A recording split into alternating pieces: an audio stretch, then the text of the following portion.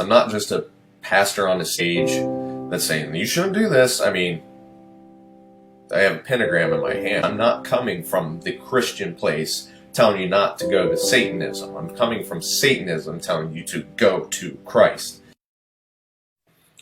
Good morning. My name is Brett, and I want to tell you why I'm a Christian. This video is not necessarily for believers. This is for people that are lost as I was, which unfortunately is a large percentage of the population today. So a brief background about myself. I'm from Ohio. I've lived in Ohio my whole life. I am 39 years old. I am a father of a beautiful 18-year-old girl, Haley, and I am married. We're moving on 2 years to my wife, Kimberly, and we've been together for 7 years. I never thought that I would be making a video to profess my Christianity or try to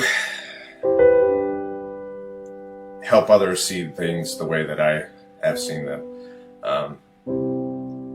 I live just fine in a secular world. I thought that I had no need for religion. I thought that the Bible was wrong. I thought that Jesus did not even exist. I was very, very wrong. I was wrong. My path to Christianity wasn't one that is conventional. I did not have any Jehovah's Witnesses come knocking at my door.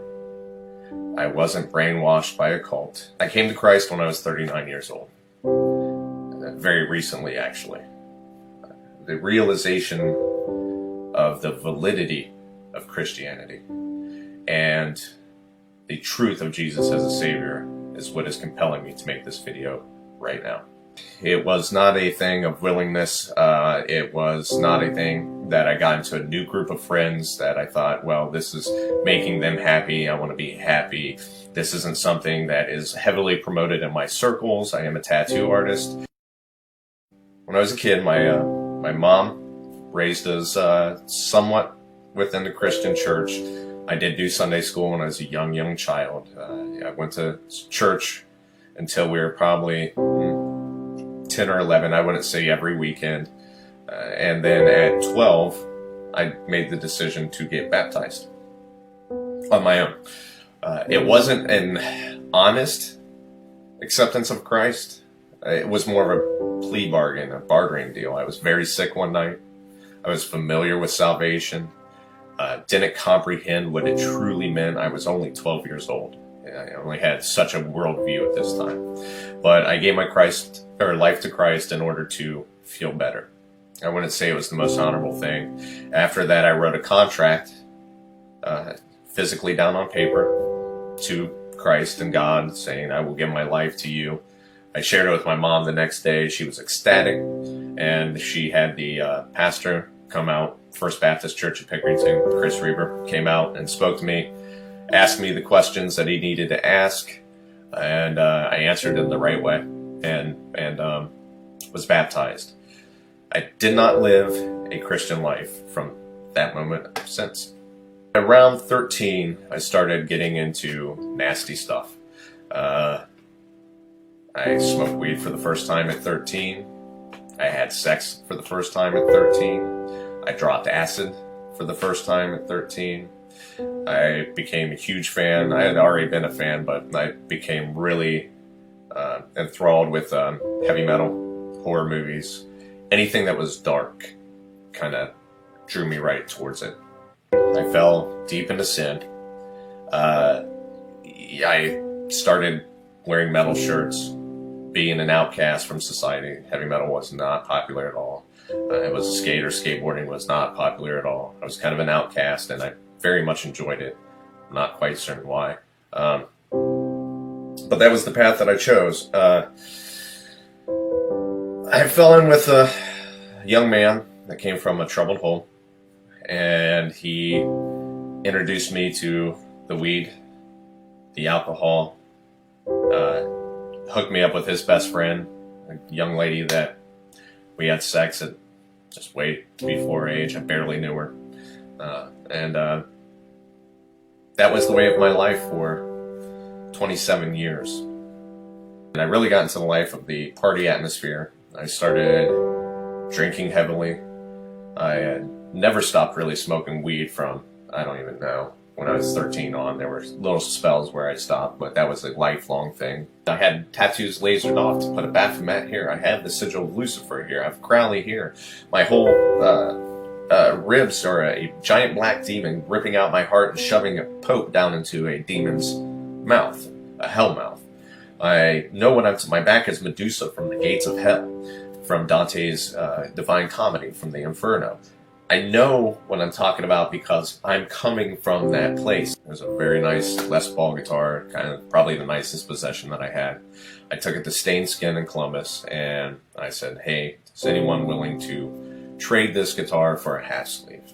The intro into tattooing for me was satanic imagery, esoteric imagery, Kabbalah studies, numerology, Hindu and Vedic based imagery, and so it began. I was an apprentice for about a year, and then I tattooed for about a year.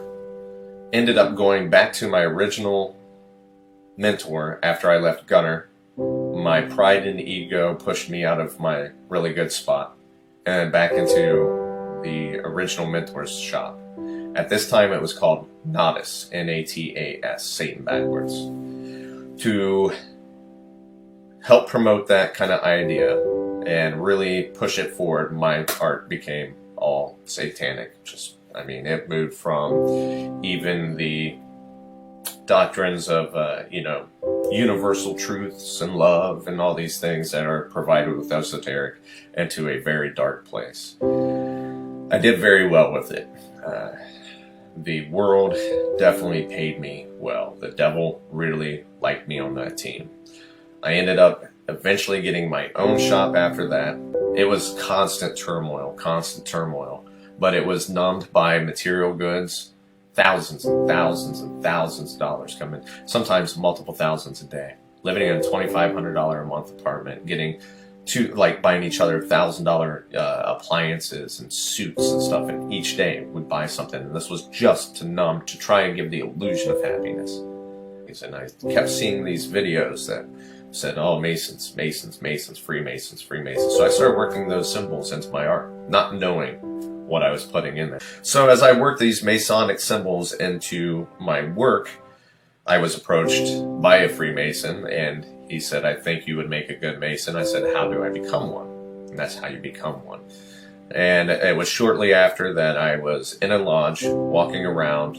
I'm not going to delve too deeply into the rituals, because there's quite a... once you get into them, you know not to talk about it. But I can talk about having this sigil of Lucifer on my face as I was in view of the older Masons and the authority of Masons, and they were okay with it. I went up a few degrees and then kind of even fell out of that. As much as I had interest and potential in things, I never realized my full potential in anything, as in letting it come to fruition. So that was just another chapter in the life.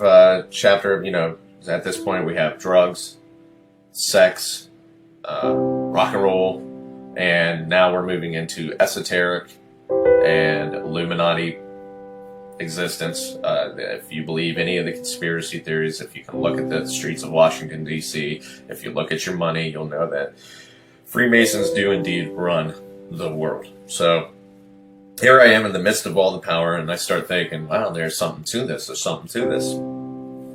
And I go from an atheist scientism believer, who with college success in that field, to starting to look at supernatural ideas because of the rituals that I had started to partake in. Started to really research the foundation of Lucifer and the occult, and it's also hand in hand with esotericism and theosophy. It all goes back to Babylon mystery religions. The symbolism has an effect, and the rituals have an effect, and that's really what I desired. I thought that this would bring me happiness and completion. I thought that being rampant with sexuality and drug abuse and alcohol abuse would bring me happiness. It doesn't. And looking back, I'm 39 years old now. I'm halfway through my journey, and I can tell you that I've wasted at least 27 years of my life. I'm telling you this out of love, not judgment. I'm telling you this because I want you to see the way that this is. Every drug that I took numbed me to reality. Every alcohol erased it. All the sex in the world doesn't fill the hole. It's like these things have weight to them, and you're trying to throw them in a hole. Throw them in this hole and fill it up. My weed and acid days. Even with acid, I ended up in the ER with a girlfriend that I gave her the acid. She had a bad trip, thought she couldn't breathe, ended up in the ER. Weed, I ended up getting arrested and put on probation to where I could only have driving and child pickup, or work and child privileges for driving. Nothing stopped me. Nothing stopped me. Nothing would ever stop me. I thought, you're young, you're invincible. And again, it's not an excuse, but the world is telling you through music, through culture, through movies, through television shows, through reality TV, that this is the way that you're going to be successful. This is the happiness. You're happy because you're high. You're happy because you're drunk. You're happy because you're going through woman after woman after woman. You're happy because you're living in the total flesh in the world and the now, because there is no after. There is no more than the material that you see. Supernatural is something that's laughed at and scoffed at most of the time. Spiritual it's almost not even a consideration. I turned on the TV and there was Jesus. Documentary about Jesus. History Channel. Flip over to Fox News and there's Jesus. Discussion about Jesus. Flip over to MSNBC. Jesus. Grab the magazine, open it up. There's Jesus. Grab I forget which book it was. And again, it was Jesus. And I was a huge fan of pro wrestling. So I saw a post from Dustin Kinzer, one of my friends on Facebook, complete stranger.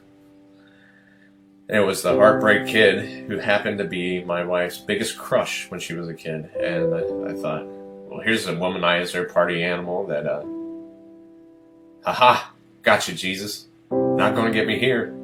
So I clicked on it and wanted to see. He's got a new movie. Awesome. What's this about? Is this his wrestling career? And it was his testimony. And I knew that I was being talked to very personally. Not just in that moment, but my whole life. And I realized all the signs that I ignored, and the times that I had not only denied Christ, but I specifically made fun of him and mocked him, and the blasphemy and the cost of my family and my business from living outside of God's intention. And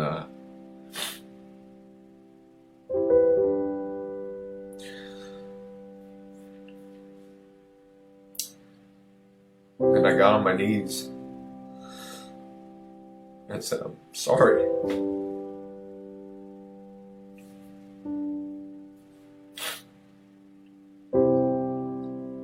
And I prayed for the first time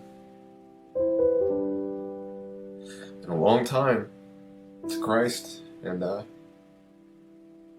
said, I'm sorry, and I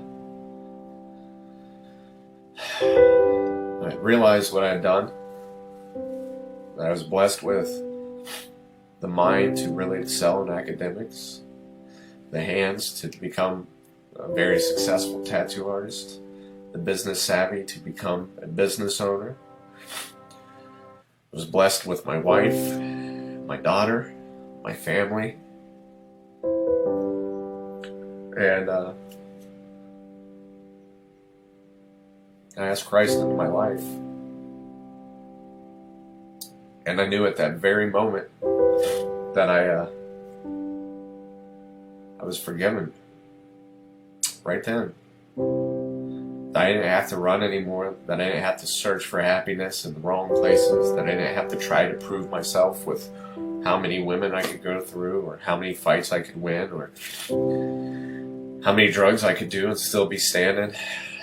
I knew that I didn't have to get high all day. I knew that I didn't have to drink to numb any conscience that I might be talking to me. I knew that at that moment, if I was honest with him and said I was sorry, that I was instantly forgiven right then for free. Not just one of my sins, but all of them.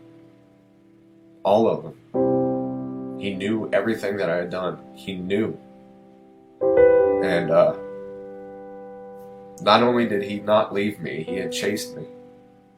He had chased me so hard with these lessons. You know, it may not be comfortable at times. You may think, well, God has punished me. And it's not. He's trying to show you. He loves you, and he wants you to make the decision. That's why we have free will, so that we can express love. If we didn't have choices to do the wrong thing or the right thing, or mess up, or be the righteous person, we would be dictated, and that's not love. And above everything that God wants for us, he wants love, because he loves us. He loves every one of us. And that's why he became Christ, to come into our dimension. We live in space and time. God does not. He had to come here to show us how much he loved us.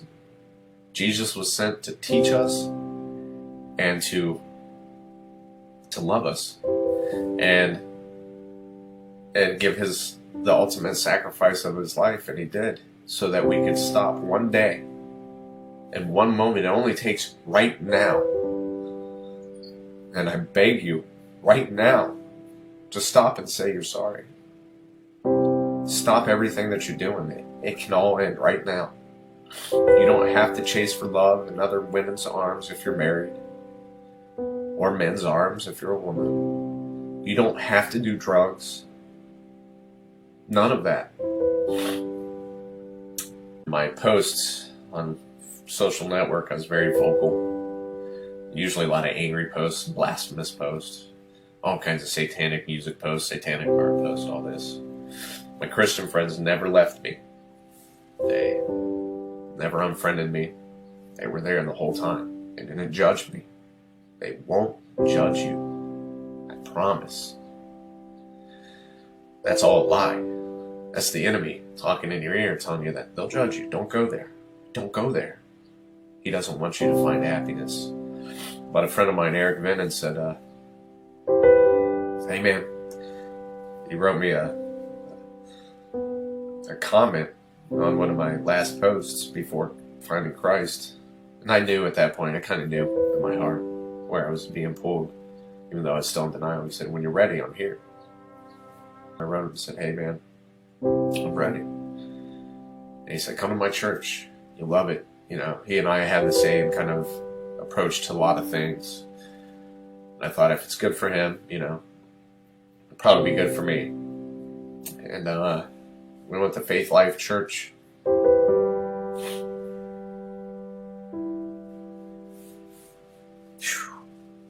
Sorry. It's harder than I thought it would be. And we walked in. We were smiled at. We were treated more like family than I had been in the 14 years as a tattoo artist, and her time with the suicide girls. Never felt the warmth as we did when we walked in. And Pastor Gary started his sermon, and within 5 minutes I turned to Kim. I said, I think we're home. And we were. Since that day, we haven't missed a single Saturday. We've gotten involved. We've went through the growth track, which is something we can do if you want to, contribute to the church. She's gotten involved in the daycare with the 4-year-olds.